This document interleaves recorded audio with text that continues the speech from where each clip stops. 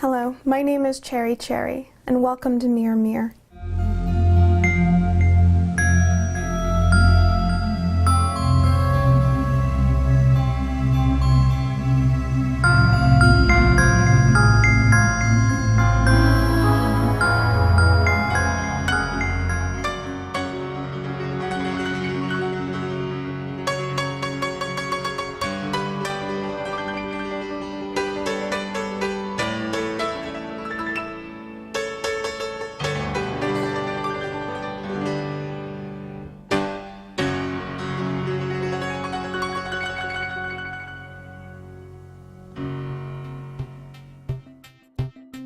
Over the years, Bowie often spoke about writing his own musical. In the final months of his life, Bowie finally saw his lifelong dream come true. Lazarus, which he co-wrote with Irish playwright Enda Walsh, premiered December 7, 2015 at the New York Theatre Workshop in Manhattan. In fact, the final known photograph of Bowie was taken at this premiere. In order to understand what Bowie's doing in his final music video for Lazarus, I think it's vital to have an understanding of Bowie's musical, so I'm going to start by summarizing it for you, and supplementing that summary with excerpts voice acted by myself as Ellie, H-Bomb, my sister, as the girl, and PriusVoice, a voice actor on Fiverr, as both Newton and Valentine. Lazarus is Bowie's sequel to Walter Tevis's The Man Who Fell to Earth. In 1976, Bowie starred in the film as Thomas Jerome Newton, an alien who's traveled to Earth on a desperate mission to find water for his dying planet.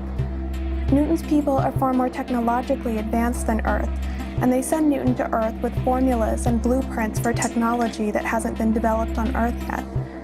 The plan is for Newton to patent this technology and make enough money to build a spaceship large enough to carry water back to his planet within 3 years of his landing. Newton is a human-like alien, but he's different from humans in many ways. He has hearing more sensitive than humans, and he's more intelligent than any other human being, able to watch and absorb the information from multiple television screens at the same time, while also being able to simultaneously carry on a conversation. I think people should always behave as though they were between. You don't need me. Yes, I do.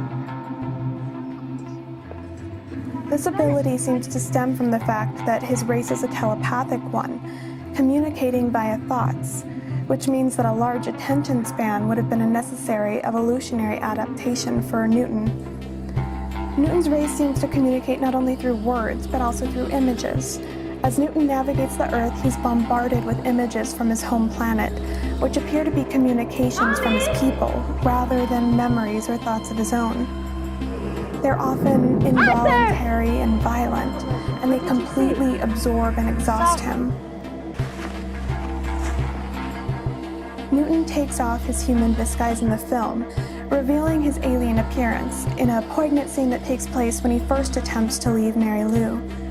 She tries to convince him that he needs her, and that he can't survive without her because he's just a simple British immigrant, unfamiliar with the less civilized ways of Americans.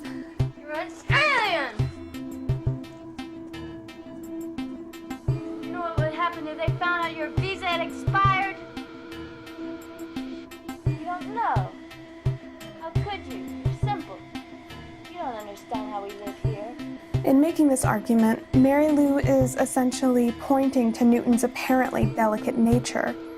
She's not aware that his sickly state is a result of living on an alien planet and not his normal mode of existing.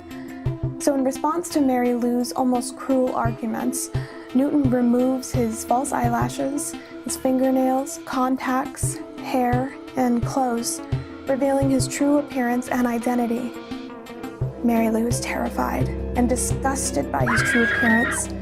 She can't accept him for who he is.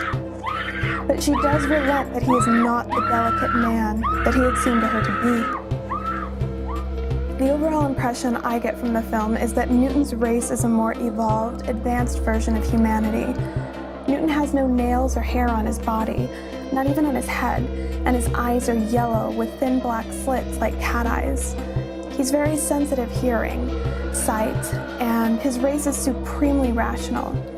seeming to have evolved past self-destructive emotions like love or hate. No, I don't. I don't hate anyone.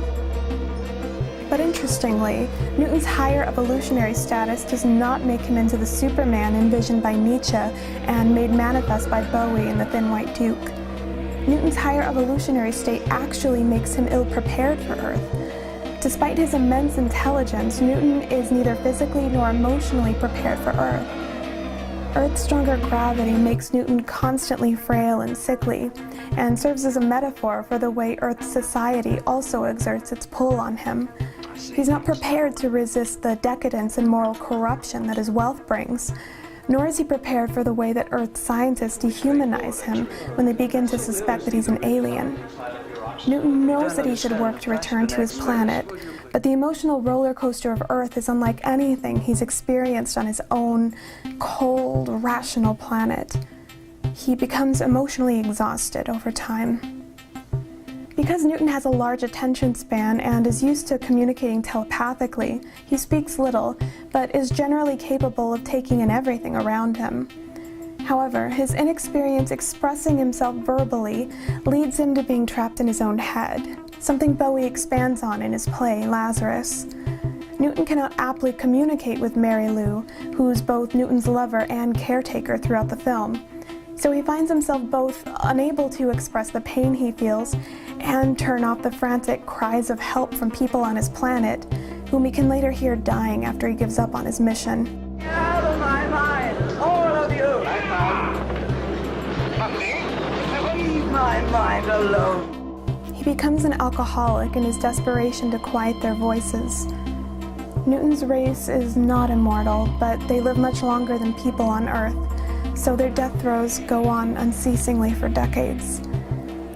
While the scientists finish experimenting on him, he spends his days drinking and anesthetizing himself so that he can't hear the death throes of his people or his own self-accusing thoughts.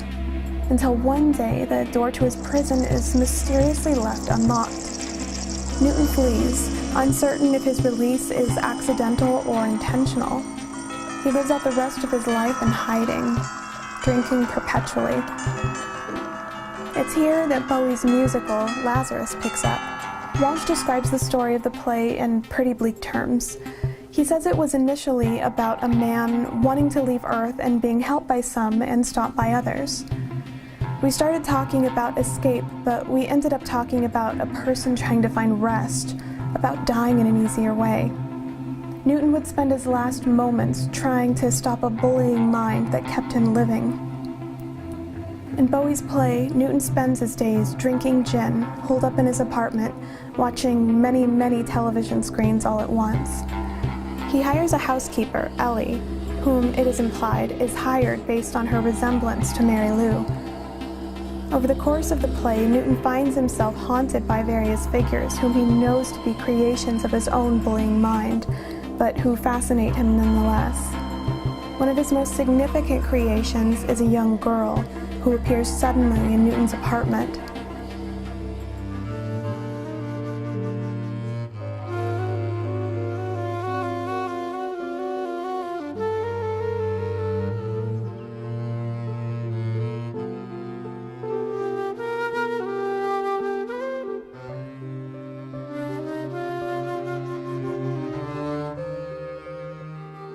Do you need any help? Some help? Yes. Do you know what happened? Yeah, the floor hit me. You should replace it with another floor. Good thinking. I'll do that. You want a drink? No, thanks. A teetotaler, right? So what's your name? I don't know. You don't have a name? Well, I must have a name, but I can't remember it just now. You seem incredibly calm about that. Yeah, I know. It's odd. Up close you look really sick. You're not dying, are you? A little bit every day. I'm a dying man who can't die, actually. That's a joke, right? Not being able to die is a joke. A fucking terrible joke. Apologies for the F word. You're not real. I feel real. Well, you're not. My brain's just making you up. which will come as a terrible disappointment, but you're just another dream, a delusion, a chemical belch in my head. Moments ago, Mary Lou was dancing inside that television, which is impossible. As Newton speaks with her, he comes to realize that she knows things about him that no one knows. So you know my name? Yeah, you're Thomas Jerome Newton. And what else do you know about me? That you're not from our world, which is a little weird, but true, right? Only a few people know that. You were sent here from another planet and you never got back home to your family. You got real rich, started a bunch of companies. You tried to leave once before, and these people did experiments on you and they hurt you really bad, turned you crazy, and you wouldn't prove what you were to them. And they stopped you from leaving, and you were in love with this woman called Mary Lou, but she left years ago, and you're stuck here drinking gin and not being able to die or leave. That's why your head's sick, you're heartbroken over all of that stuff. I know your whole story and nothing of mine. She talks him into building a rocket, even though now it's far too late to help his dead planet. So I just figured out why I'm here. I don't want to talk right now. You don't have to talk. You want to hear my plan? No. Okay. I'm here to get you out of this apartment, get you home to your own planet. I think we should build a rocket. Fuck! You think it's a good idea? A rocket? Out of what? Stuff. So this isn't a rocket that'll propel me through space? I haven't worked out the details just yet. I've tried rocket building before. You know that. With actual engineering. Yeah, I know all about that. Right. You know everything about me and nothing about you.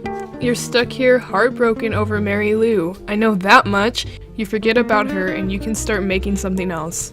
Like a rocket in my apartment? When you're stuck between two worlds, it's only right that you try something incredible.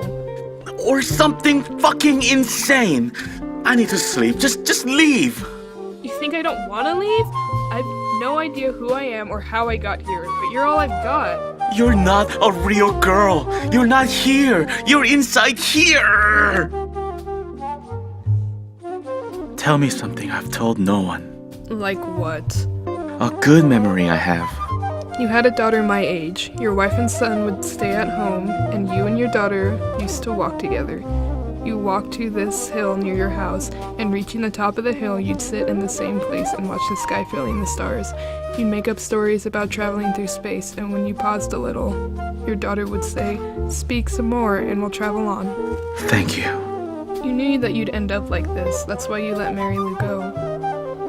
You don't have to stay here any longer, Mr. Newton. Another significant creation is Valentine, a charming, wish-fulfilling mass murderer who appears to be a manifestation of an impulse Newton shares with humans. Valentine is an embodiment of what Freud called the death instinct, the ineffable self-destructive instinct that seems driven by an ill-understood desire to return to an inorganic state. It's a drive that causes us to prefer low-energy, low-effort activities to those that demand more physical, intellectual, and emotional effort of us. It's also this drive that causes us to do self-destructive things that we don't fully understand. Like the scarecrows of Blackstar, Valentine is a figure that combines sexuality with violence. Valentine sheds an unflattering light on the reality of Newton's situation and seems to offer an alternative to the girl's rocket ship. There are so many things that make the world such an ugly place to live in. And I've seen them. And I guess you have too. It can be truly horrible, right? And beautiful things like friendship and being in love can turn sour. And that sourness can turn a person blue. See, I've always thought there has to be something more beautiful than what we've been given down here. It's possible to rewrite this bad world and escape it. So if I can give you anything at all, Mr. Newton, it will be the support and help you need towards finding a more peaceful place. I can do that. I know I can.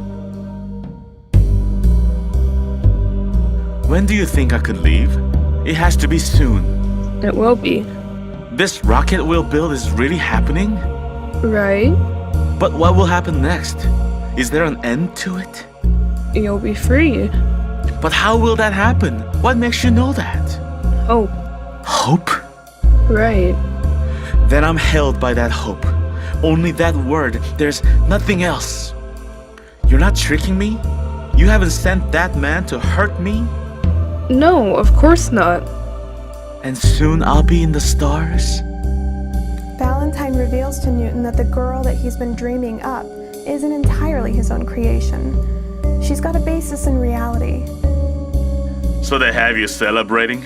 Seems a little cruel. The girl's not here. She's not a living girl, you do know that. I don't care, 'cause she's here to help you. That's what she said.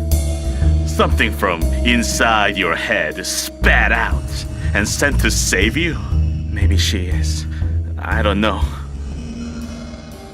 Everything's separating. What's in the past is cut free. And here's an apartment pinning you down, and a rocket offering you a lie. And a pretend girl stirring up what exactly? Hope. It feels like hope. From all this mess, it does. There's nothing else. And not just your mind playing tricks on you.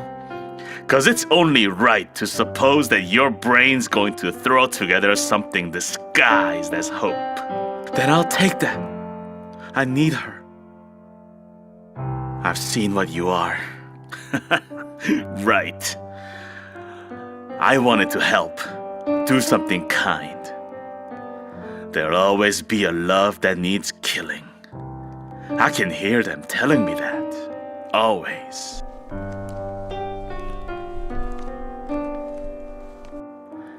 Hey there. I brought you a balloon. You're a little older than I thought you'd be. The balloon seems foolish now. A present of any sort seems wrong. So do you have something to say to Mr. Newton? Yeah. Then you should say it. Don't be shy. I was alive once. I was a real girl. And what else? I was cut down a mile from my house and buried in the ground. And not properly dead, I was lying there with my eyes closed, with no real future. I open my eyes and I'm walking down 2nd Avenue and I see you there standing at your window. And I come to you that first time. I'm sorry, Mr. Newton, but it's not me who's going to help you get to the stars, but it's you who'll help me die properly. No. I can't be here. She can't stay. It'll just be a moment. I can't do it. Maybe it's as you said, and you were once alive, and now caught between worlds like me. And just an idea of a girl, but you're real to me. There's nothing else but you. You're my last hope. And how can I kill that? You can save me, please. She was a real girl named Marley who was murdered a mile outside of her house, and Newton's bullying mind captured her and kept her from final rest. Valentine encourages Newton to kill the girl, to save her from a continued existence inside his own mind. But Newton can't do it, because she represents hope for him. Ellie, too, who the audience knows from the context of the play objectively exists, finds herself changed against her will by Newton's overwhelming imagination. I've only ever been raggedy with my life. Then out of nowhere I get this job and it gives me some reason to get up in the morning. The more I stay in his apartment, the less I remember of the old me. And only 1 week passes, but it feels like years. And I'm standing there with no personality of my own, with no idea of what I want to be. And I can feel Mary Lou walk over and claim me as hers. I'm dressing in her clothes, and she's taking my voice even. And then I'm wanting him. I want him. And there's no real logic to this love. Not a real love, I know, but madness only. And yet I don't want my old life back. 'Cause to lose the her that is still here might lose me a possibility of a new life. It's a new life I want. She starts to dress in Mary Lou's old clothes and begins to talk like Mary Lou. It's as if she's possessed by a ghost. But we know that Ellie is being influenced by Newton's imagination rather than a ghost, because another character indicates at the beginning of the play that Mary Lou is still alive somewhere. In order to assert her own individuality, Ellie dyes her hair blue, but her efforts are futile. By the end of the play, Newton seems to conflate Marley's former reality with the memory of his own daughter, who he left to die on his home planet a long time ago, when he made the decision not to return to his planet with the water that he needed. And I'm not of this world, and not yet marked by this place here, not pinned down in this apartment, not divided into days and praying for my death, and bullied by this broken mind. And before all of this happened to me, and before the journey down here, to wake in the place I was born, and to be up there, and to feel the simple love of family, to be back there in that home, my sad past rewritten now, because my daughter wakes. Wake up. One last time. Wake up. Wake up. Wake up. And half asleep, in her arms about her brother, she talks his dream from him and keeps him in that sweet, unreal place. And holding now her mother and each of them the same smile. Small words passed between each other as our planet turns. And turning, and walking to you, and being held, and wanting time to stop. And yet a plan was made between us, remember? We walk. The door opens to our garden, and far in the distance, the hill, and we walk to it. Countryside disappears under our feet. There's only us two and that hill and the blue sky. This isn't happening. I'm still inside this head, Yes, and pushed further into my madness, and trying to turn these old words into something new. I'm done with this life, so a new universe I'll dream big up there. And although always stuck inside this breaking mind, I've stepped off this earth and into that better place, an imagined world, my new family. right.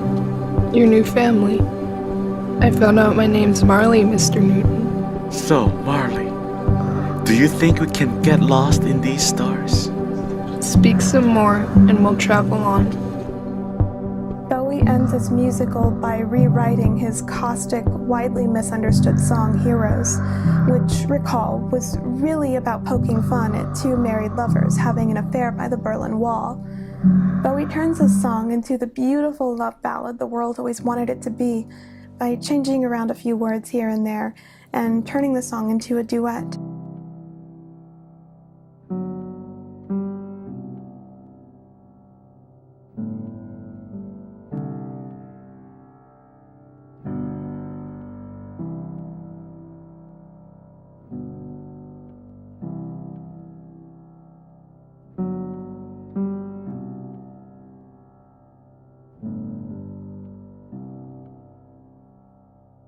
In the original version, the lovers were sarcastically dubbed heroes for their battle against their own self-imposed walls, their marriages. And their affair was only heroic because it envisioned a reality beyond those walls. The ridiculousness of their situation stemmed from the fact that both the walls and the freedom beyond the walls were voluntary choices. The conflict between marriage and love was a false tension they created out of a perverse need to be heroic in some way. But now, in the Lazarus version of Heroes, The subjects of this song are Newton as a father figure and Marley as a daughter figure whom Newton has spiritually abducted. The cruel irony of the song is that Newton has entered the self-imposed walls that Bowie once laughed at in his original version of Heroes. He's created the walls and he's created the freedom beyond them, the hope for the stars, which Marley promises. Newton says, "I'll drink all the time." Drinking is Newton's coping method. We know this means that he won't give in to Valentine's charm. He won't kill Marley or set her free. He's going to stay in this caustically heroic situation, poised between the promised stars beyond and the girl, the hope that wants to die but can't. So what's Bowie saying here? I think Bowie's telling us in his way about when he was faced with the same decision of many cancer patients whose odds of survival are slim. He had the choice to allow himself to die quietly without receiving more treatment, or to fight as hard as he could with aggressive treatment. I believe this whole play is about his fight and how it continued even as the aggressive and harsh drugs used in chemotherapy began to affect his mind. And this brings us to the music video for Lazarus. Remember how, in part 2, Blackstar explained, I pointed out that the same girl that appeared in both the religious locale and the magical locale also appeared underneath Bowie's bed in Lazarus? Well, I think this girl is the girl Marley of Bowie's musical Lazarus. In Blackstar, she's one of the religious adherents, listening to the preacher. She's the alien woman chosen to take part in the ritual with the skull. And she's the one who seems to hold buttonized marionette strings in Lazarus. In all of her scenes, she appears as emotionally disconnected from Bowie as Marley is from Newton. In the Lazarus music video, she even scowls as she seems to exert her influence on Button Eyes. Remember, in the context of the play Lazarus, she is the hope that wants to die but can't. The hope that's already been murdered yet haunts Newton at his own bidding. This appears to be her role in Blackstar and Lazarus as well. Let's do a close viewing of the Lazarus video. Already, as the song opens, Bowie is in heaven. This first verse is commonly read as an announcement of his death and the comforting words that he expected would reach most of us after he had died. But let's dig deeper. Bowie doesn't use the future tense. He's talking about the present. Bowie, it seems, has already been in heaven prior to his death. Heaven for Bowie is a place where scars are hidden, not removed as we might expect. Where his drama is never stolen. I've got drama, can't be stolen. And where everyone knows him. Everybody knows me now. This heaven sounds like a stage play, in which his personas stay intact as actors in the work of art that has been his life. These personas hide the scars of the man writhing in the hospital bed, and they ensure that the drama that he has conjured around his work, the surreal spectacle that has collectively been David Bowie, will remain intact. So when he says, "Look up here," he's not talking about the afterlife. It's at the stage, at the memory of his groundbreaking performances that he would direct our attention. It's almost as if he's telling us to look away from this, his final spectacle.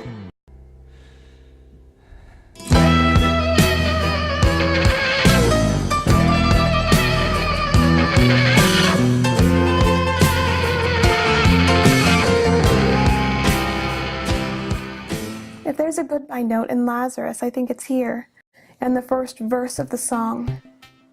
Notice that Bowie seems to die or perhaps fall asleep after he completes this verse.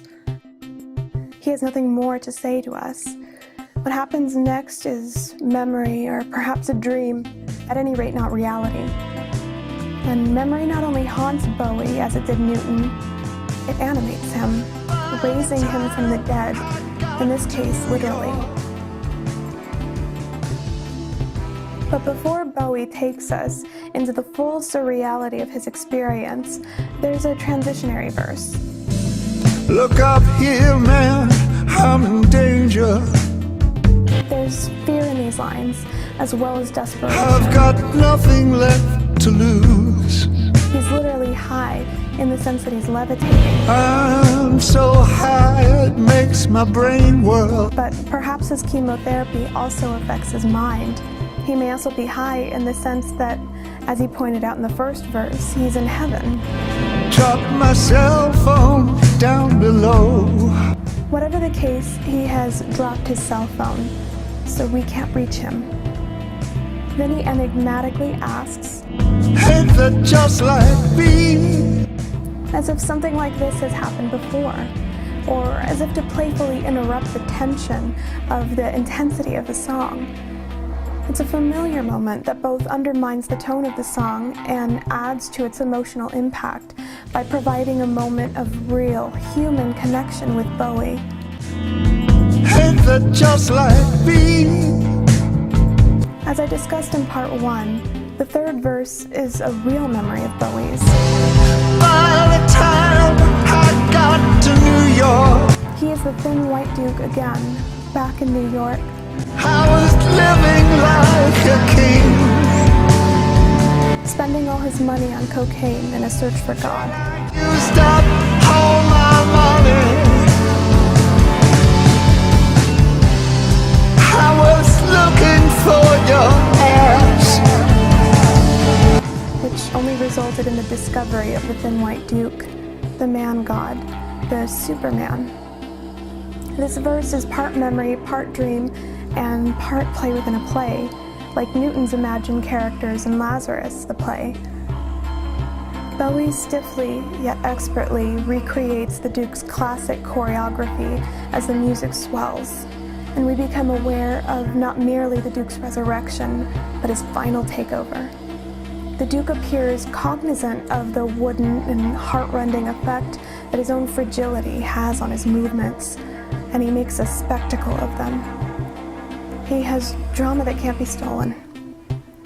The camera takes extreme close-ups of his face head-on, so that the Duke's physical appearance is starkly captured. He forces a smile, and viewers can see how drawn and gaunt his face has become. Bowie, who so successfully hid his sickness from public view, is undermined by the Duke, who conducts Bowie through one final, raw performance, edging so close to reality that it breaks our hearts. The final verse is almost inscrutable without a reference to the play. Bowie is alluding to the rocket ship that Newton will build with Marley, the rocket ship that will take him to the stars. oh no way.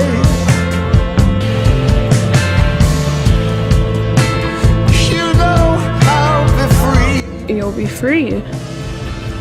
In the version of Heroes that Bowie uses in the play Lazarus, Newton and Marley replace the original lyrics, which say, "We're lovers, and that is a fact," with the lyrics,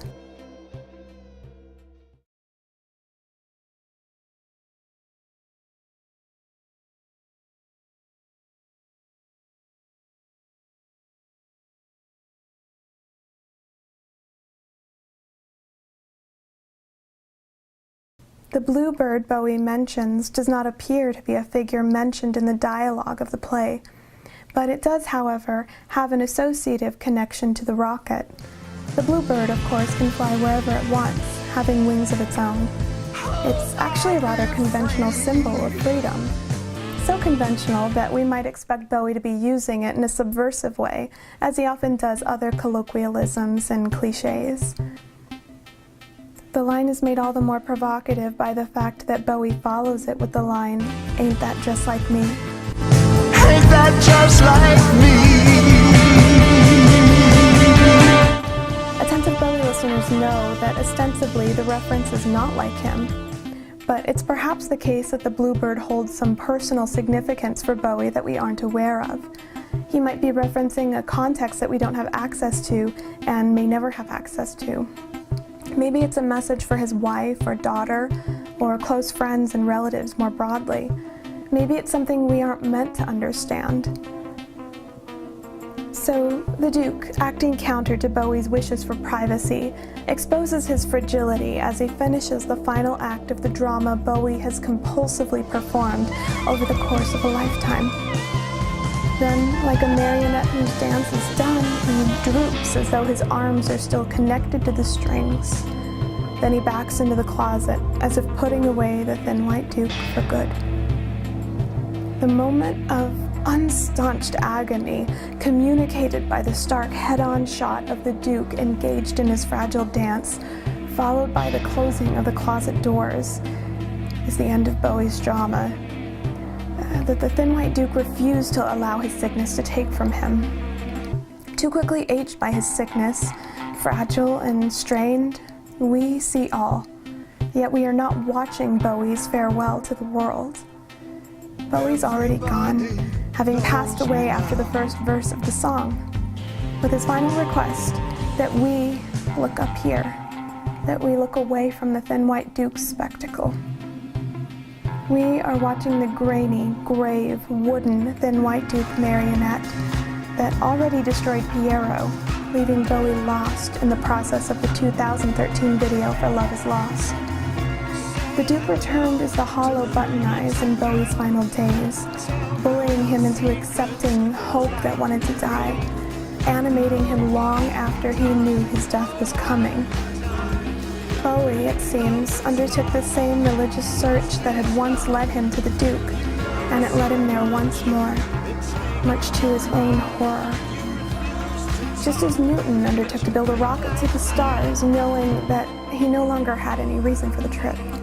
Yet even as Bowie seemed to feel dehumanized by what he seemed to see as an illogical longing, his raw desperation rendered him more beautifully human than we ever thought we would see him, and maybe than he ever wished us to see him. When he took off his costume, the world was surprised to see not the immortal alien they had expected, but the delicate man Bowie had never wanted to be, but whom we were prepared to love and remember as though he had truly been something more than human.